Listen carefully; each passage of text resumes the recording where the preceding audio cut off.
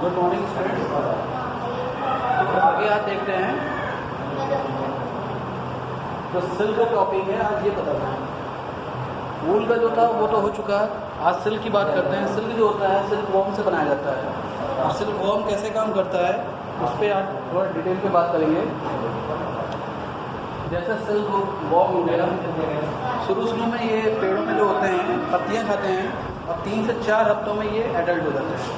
Adult का मतलब होता है ये बड़े हो जाते हैं, और मलबेरी की पत्तियां खा करके स्टार्टिंग में अपना काम चलाते हैं।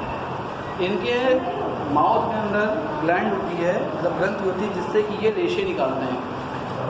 रेशों का यूज़ करके ही ये रेशम वाले धागे जो होते हैं, ये रेशे क्या निकालते हैं, तो वही रेशम वाला धागा जनरेट करते हैं अपने तरफ से, और ये सीक्रेटली बनाते हैं। इसका मतलब पता नहीं क्या है, कैसे वो बायोलॉजिकल आइटम बायोलॉजिकली पता चलेगा कि कैसे क्या इनके अंदर होता है कि इसकी वजह से रेशम जनरेट कर पाते हैं।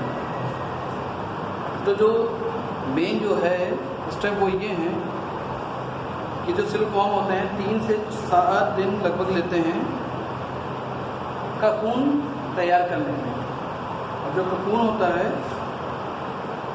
ये तैयार होता है, जो कि फिलामेंट होता है, उसकी लेयर तैयार करने का। फिलामेंट क्या होता है, ये जो रेशे होते हैं इसी को फिलामेंट बोला गया है। इसकी कई लेयर ये बनाते हैं। अब ये लेयर बनाने से होता है कि ककून बना डालते हैं पूरा एक सॉलिड। और एक इनमें और होता है कि जो रेशे होते हैं स्टार्टिंग में ये नॉर्मल होते हैं, बट ये हवा में कांटेक्ट में आ करके, मतलब एयर के कांटेक्ट में आके ये हार्ड हो जाते हैं, मजबूत हो जाते हैं। अब ये जो ककून है, ककून में लगभग 20 से 39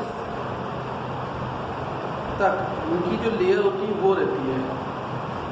मतलब इतनी ज़्यादा ये है, सिंगल थ्रेड की इतनी लेयर बना करके ये इसे तैयार करते हैं। अब ककून के अंदर जो होते हैं ये अपने आप को प्यूपा में कन्वर्ट कर लेते हैं।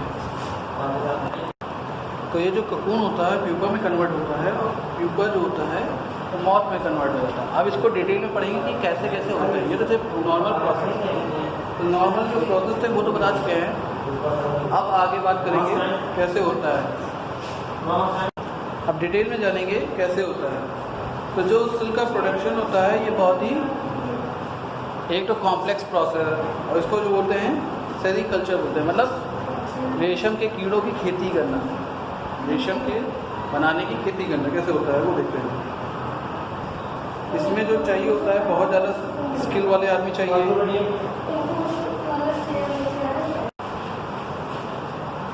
अब इसके बाद आगे जो है the first step involve washing the silk worm eggs. मतलब कि जो सिल्क वॉर्म होते हैं इनके अंडों को धुले जाते हैं। ये जो काम होता है स्टोर करना एग्स को, ये सब ये जो चालू होता है वो विंटर में चालू होता है, क्योंकि मलबरी के ट्रीज जो होते हैं उनमें नई पत्तियाँ आने लगती हैं। अब पत्तियों, क्योंकि ये स्टार्टिंग बताया गया, तभी बताया थोड़ी देर पहले, ये स्टार्टिंग में इनकी पत्तियों को खाते हैं। तो जब तक पत्तियाँ नहीं होंगी तब तक इनका भी डेवलपमेंट नहीं हो पाएगा, तो ये ज़रूरी है। उसके बाद आफ्टर एग्स हैच, अंडों को हैचिंग करने के बाद लार्वा होते हैं वो निकल आते हैं।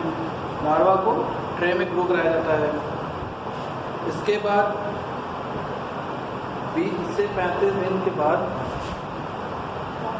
ये मतलब 20 से 30 दिन तक जो होते हैं, 35 दिन तक ये मलबरी के लीव्स खाते हैं।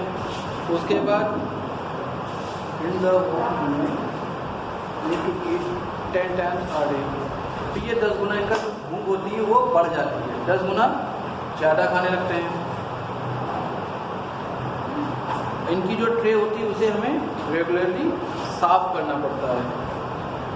दी one prepare the frames of silkworm mats where the worms will spin the cocoon. अब इसमें बता रहे हैं कि ककून, ये जो वॉर्म्स होते हैं ये ककून बनाना शुरू कर देते हैं। ककून कैसे बनाते हैं, मैट, एक मैट तैयार की जाती है जिसमें ये लोग ककून स्पिन करने लगते हैं। अब स्पिनिंग जो है 1 हफ्ते तक चलता है काम, जिसमें ये ककून तैयार हो जाता है। ककून से ही पता जैसे प्यूपा बनता है, प्यूपा से प्यूपा बनता है, प्यूपा से मॉथ बनता है, और रेशम तैयार हो जाता है। अब जो ककून होते हैं इनको हॉट वाटर में डाल दिया जाता है, which kills the worms when well as loosen the filament.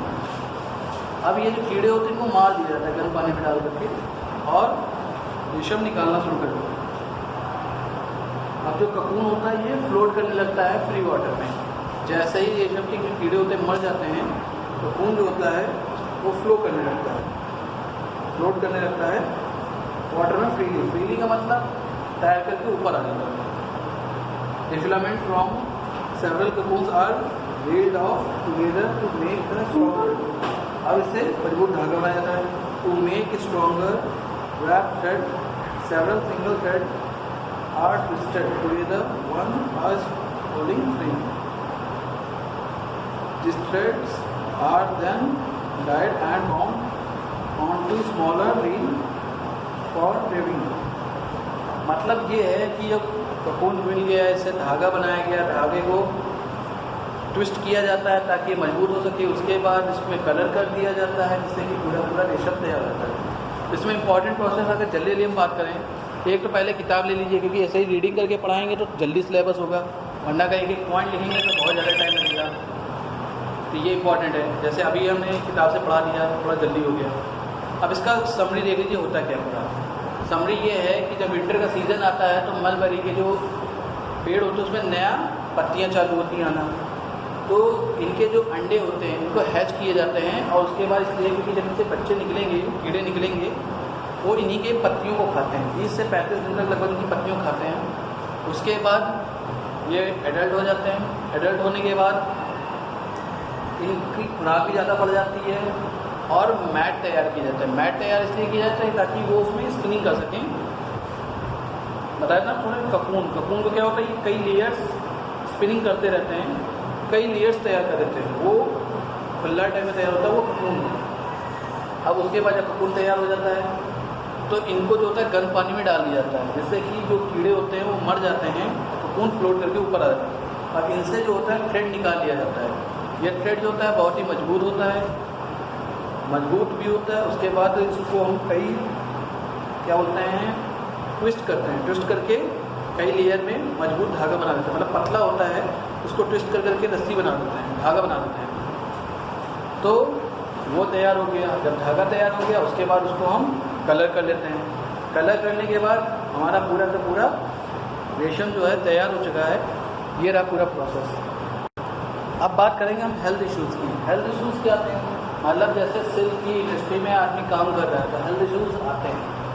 अब क्या आते हैं, पहला तो वॉर्म्स हैं, कीड़े हैं, तो हम इनके संपर्क में आते हैं, बैक्टीरिया के संपर्क में आते हैं, जिससे कि हमें खून की कई खतरनाक बीमारियां हो जाती हैं। इसके अलावा कि ये ककून जो होता है उसको पानी में डालते हैं, गर्म पानी में डुबो के रखते हैं कई समय तक। उनके हाथों में भी ड्राई हो जाते हैं और काफ़ी मतलब बुलबुले, जैसे पानी में बहुत देर तक हाथ आता है तो वैसे बन जाते हैं, बुलबुले टाइप के बन जाते हैं हाथों में, वैसी भी हो जाती है बीमारी।